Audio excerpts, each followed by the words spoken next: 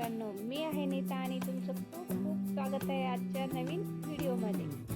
आज आपण अशा एका वास्तूची सफर करणार आहोत जिला भारताचं पॅलेस सिटी म्हटलं जातं. कर्नाटकाची सांस्कृतिक राजधानी मैसूर आणि हा भव्य अंबाविलास पॅलेस. सुमारे 600 वर्ष जुना इतिहास आणि डोळे दिपणारी कलाकुसर आजच्या या विशेष व्हिडिओमध्ये आपण पाहणार आहोत. या राजवाड्याचा कोणा पाहायचा आपल्याला आणि या राजवाड्याचा इतिहास, तिथली रहस्य आणि शाही थाट जवळून पाहणार आहोत. तर मित्रांनो, व्हिडिओ शेवटपर्यंत नक्की बघा. चॅनलवर नवीन असतात तर चॅनलला सबस्क्राईब करायला विसरू नका. तर मित्रांनो, आता आपण पोहोचलोय पॅलेसच्या बाहेर. पॅलेसच्या बाहेर येथे तुम्हाला वेगवेगळे दुकाने छोटे छोटे बघायला भेटतील. लाकडापासून बनवलेल्या शोच्या वस्तू, अशा वेगवेगळी दुकाने आहेत. राजा महाराजांच्या काळातली नाणी सुद्धा तुम्हाला इथे दिसतील. जर तुम्हाला घ्यायची असतील तर तुम्ही इथे खरेदी करू शकता. त्या काळापासून आतापर्यंतचे सगळी नाणी इथे तुम्हाला पाहायला मिळतील.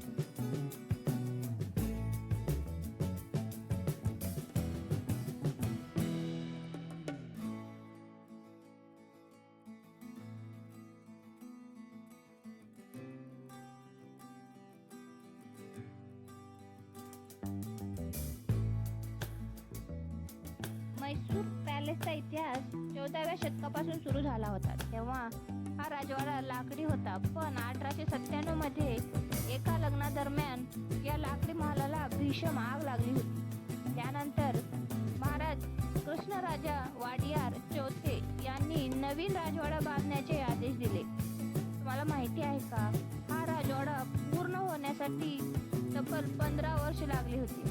1897 ला सुरुवात झाली आणि 1912 मध्ये हे महल तयार झालं होतं. चला तर मग आता आत जाऊया.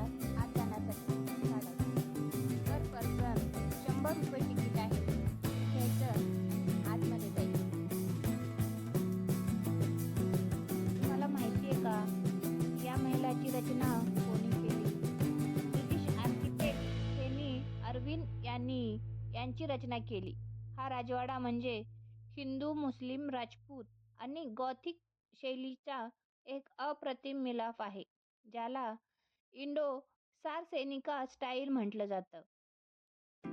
कर्नाटक राज्य म्हणजे देवळांचे, गोपुरांचे राज्य असे म्हटले जाते. परंतु कर्नाटकमधील जगप्रसिद्ध म्हैसूर पॅलेस डोळ्याचं पारणं फेडणारा असा हा एक राजवाडा आहे. या म्हैसूर पॅलेसला अंबाविलास पॅलेस म्हणून सुद्धा ओळखलं जातं. असं म्हटलं जातं की या शहरातील सर्व रस्ते राजवाड्याकडे जात असतात. म्हणूनच म्हैसूरचा राजवाडा हा शहरातील सर्वात मोठं ठिकाण आहे. आत जाण्यासाठी तुमची चप्पल येथे काढून ठेवावी लागेल. चप्पल काढूनच आत जाण्यासाठी अनुमती आहे. चला तर मग आता आपण आत जाऊयात. आत जाण्यासाठी येथून प्रवेशद्वार आहे.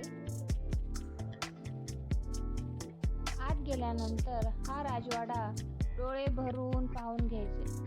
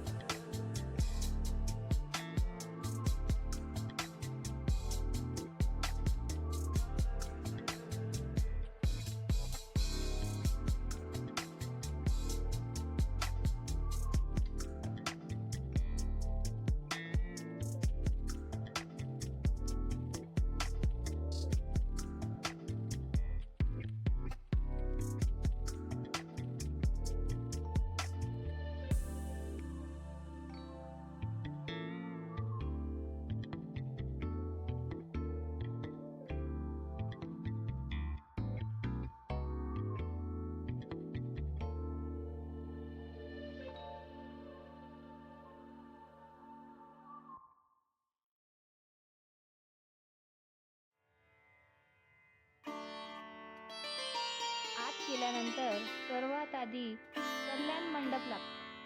हा एक अष्टकोनी लग्नाचा हॉल आहे. इथलं छत रंगीत काचांनी बनवलेलं आहे, ज्यावर मोरांच्या आकृत्या आहेत. विशेष म्हणजे या काचा त्या काळी बेल्जियममधून मागवण्यात आल्या होत्या. कल्याण मंडप म्हणजे राजवाड्याचा मॅरेज हॉल. हा एक विशाल अष्टकोनी आकाराचा हॉल आहे, जेथे राजघराण्यातील विवाह सोहळा आणि महत्त्वाचे धार्मिक विधी पार पडत असत. कल्याण मंडपाचे सर्वात मोठे आकर्षण म्हणजे त्याचे भव्य छत. हे छत स्कॉटलंडमधील ग्लासगो येथे तयार करण्यात आले होते, यावर मोर, फुलांच्या वेलबुट्टी आणि भौमितिक नक्षीकाम अतिशय सुंदरपणे रेखाटलेले आहे.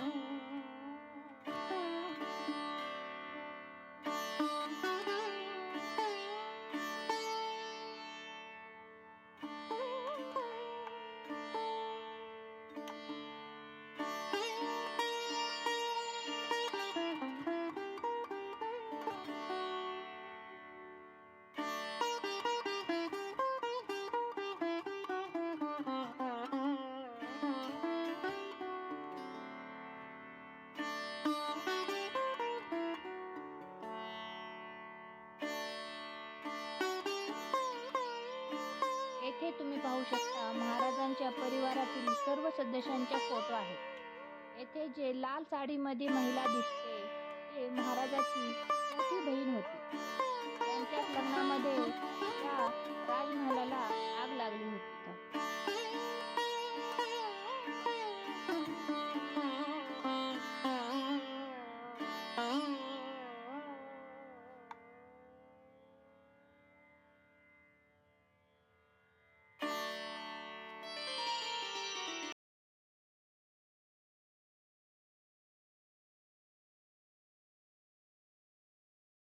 येथे तुम्ही पाहू शकता येथील सर्व वस्तू चंदनाच्या लाकडापासून आणि चांदीपासून बनवलेल्या आहेत. हे बॉक्स महाराजांना जेव्हा निमंत्रण पत्र यायचं तेव्हा ते निमंत्रण पत्र ह्या बॉक्समध्ये घालून दिलं जायचं असं म्हटलं जातं.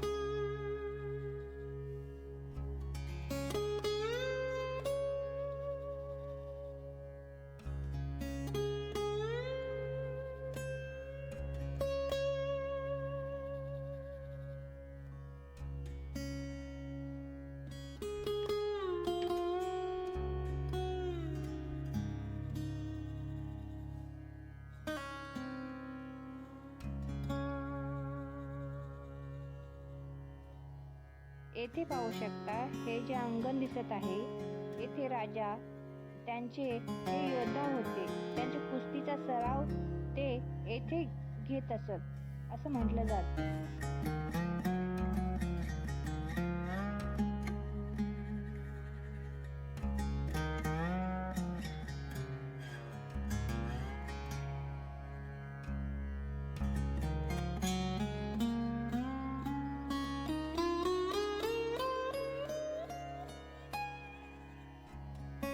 या राजवाड्याचे दरवाजे शीशमच्या लाकडापासून बनवलेले आहेत. इथल्या जमिनीवरचे जे मोजेक काम आहे ते आजही तितकंच फ्रेश वाटतं आणि सुंदर पण तेवढंच दिसतं. येथे पाहू शकता येथे जे तुम्हाला आरसा दिसला तो पूर्ण सिल्वरचा आहे आणि येथे जे सर्व वस्तू तुम्हाला दिसत आहेत, छोट्या मोठ्या खुर्च्या दिसत आहेत, या पण सर्व प्युअर चांदीच्या बनलेल्या आहेत. पण सर्वात मौल्यवान गोष्ट म्हणजे रत्नखचित सुवर्ण सिंहासन. पौराणिक कथानुसार हे हे सिंहासन पांडवांचे होते आणि नंतर ते वाडियार घराण्याकडे आले. हे सिंहासन केवळ दसऱ्याच्या वेळीच लोकांसाठी बाहेर काढले जाते. यावर केलेली हिरे माणिकांची कलाकुसर पाहून कोणाचेही डोळे दिपतील अशी कला केलेली आहे. उल्लेख दसऱ्याशिवाय अपूर्ण आहे. 400 वर्षापासून चालत आलेली ही परंपरा आजही तितक्याच उत्साहाने साजरी होते. विजयादशमीच्या दिवशी राजवाड्यावरून निघणारी जंबूसवारी. जंबूसवारी म्हणजे हत्तीची मिरवणूक. हत्तीची मिरवणूक पाहण्यासाठी जगभरातून लोक येत असतात. आणि हे आहे पॅलेसचे कास्य सिंह. बऱ्याचदा लोक यांना वाघ समजतात, पण प्रत्यक्षात हे सिंहांचे पुतळे आहेत. या पुतळ्यांना ऐतिहासिक आणि वास्तुकलेच्या दृष्टीने खूप महत्त्व आहे. हे पुतळे 1897च्या सुमारास प्रसिद्ध ब्रिटिश शिल्पकार अल्फ्रेड रॉबर्ट पिमवर्थ यांनी तयार केले होते. हे पुतळे पूर्णपणे कास्य धातूपासून बनवलेले आहेत. राजवाड्याच्या प्रवेशद्वारावर सिंह असणे हे शौर्य, शक्ती आणि राजेशाही थाटाचे प्रतीक मानले जाते. येथे काढलेले वेगवेगळे चित्रे, वेगवेगळी ही पेंटिंग राजवाड्यातील भारतीय कलेचे दिग्गज राजा रवि वर्मा यांनी काढलेले हे अनेक मूळ चित्रे आहेत. येथे तुम्ही पाहू शकता, येथे महाराजांना दिले गेलेल्या सर्व गिफ्ट जे फोटो होते त्यांना दिलेले ते सर्व या ठिकाणी ठेवण्यात आलेले आहेत. हत्तीच्या दातापासून बनवलेले गिफ्ट आहेत. बरेचसे वेगवेगळ्या देवदेवतांचे तुम्हाला इथं मूर्त्या दिसतील. हे सगळे त्यांना मिळालेले गिफ्ट आहेत. येथे जो लाल पडदा आपल्याला दिसत आहे, इथे गोल्डन आवडा आहे. हा 64 किलो सोन्याचा बनलेला आहे. तो फक्त विजयादशमीच्या दिवशी बाहेर काढण्यात येतो.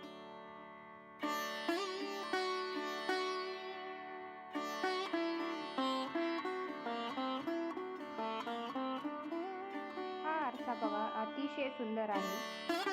भोवताली जे लाकडाने वेलबुट्टी काढलेली आहे ते खूप सुंदर आहे. अतिशय सुंदर दिसते.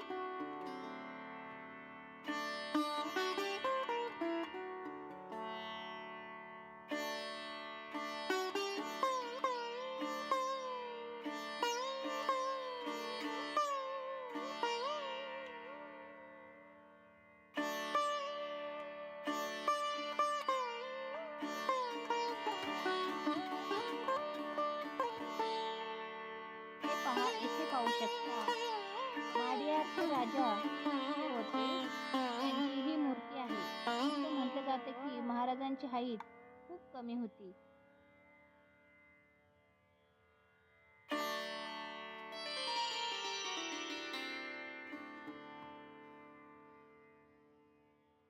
हे आहे दिवाने आम.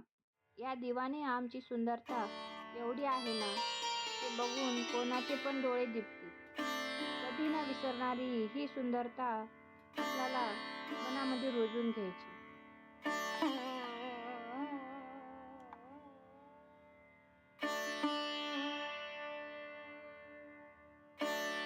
या दिवाने आममध्ये प्रत्येक खांबाची कलाकुसर, कोरीवकाम, ते कमानीसारखा आकार, एक कलर, डिझाईन, प्रत्येक इथली एक एक वस्तू, एक एक कला एवढी सुंदर आहे की मन बस वाहून जातं त्यामध्ये.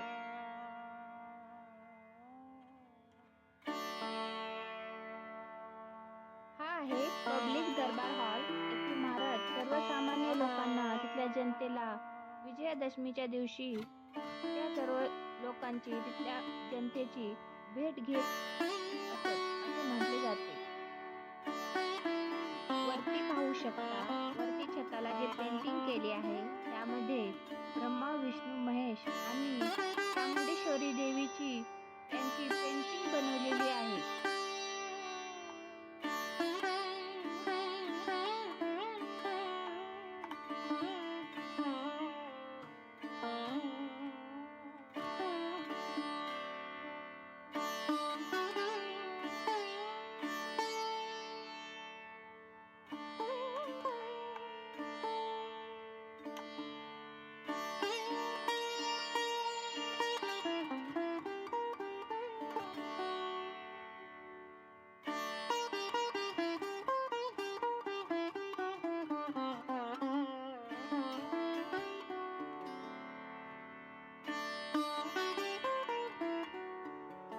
ते आहे दिवाणे खास. या ठिकाणी राजा, त्यांचे मंत्रिमंडळ जे होते त्यांच्यासोबत सभा मीटिंग येथे भरत असायची. महत्त्वाच्या गोष्टीवर ते चर्चा केली जायची.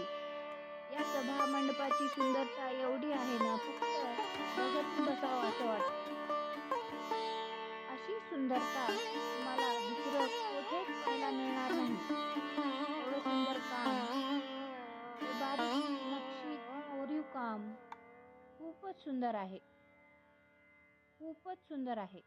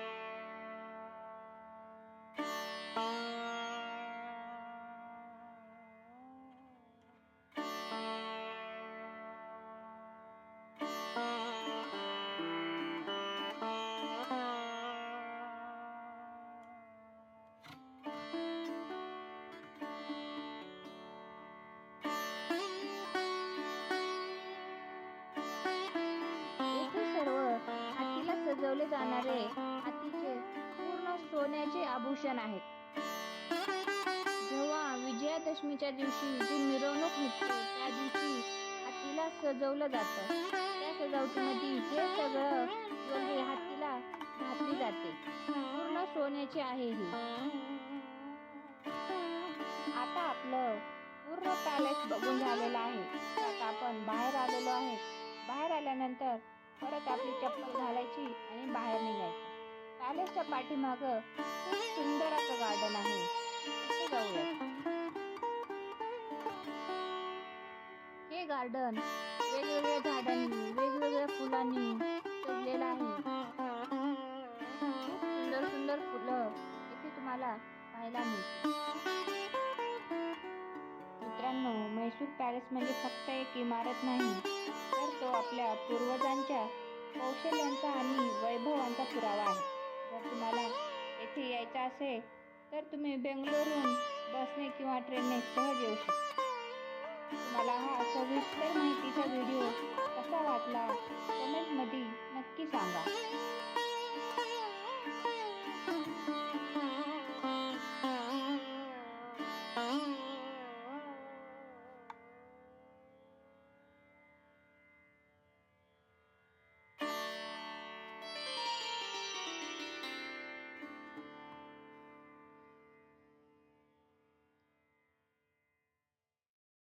या पॅलेसचं रात्रीचं दृश्य जणू जमिनीवर स्वर्गच आलाय.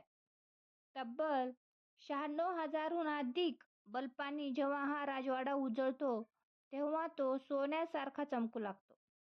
रात्रीच्या लाइटिंगचा टायमिंग 7 ते 8 फक्त 1 तास. पॅलेसच्या बाहेर आल्यानंतर तुम्हाला येथे इलेक्ट्रिक सायकल्स दिसतील. ते तुम्ही फ्रीमध्ये चालवू शकता. जर सायकल येत असेल तर सायकल घ्यायची आणि पूर्ण म्हैसूर फिरून यायचं. फिरून झाल्यानंतर आम्ही पॅलेसच्या बाहेर येथे नारळ पाणी पिलं. ₹60 एक नारळ होतं. तर मित्रांनो, व्हिडिओ कसा वाटला? व्हिडिओ आवडला असेल तर लाईक करा, शेअर करा आणि आपल्या चॅनलला सबस्क्राईब करायला विसरू नका. भेटूया पुढच्या अशाच ऐतिहासिक प्रवासात. जय हिंद, जय महाराष्ट्र.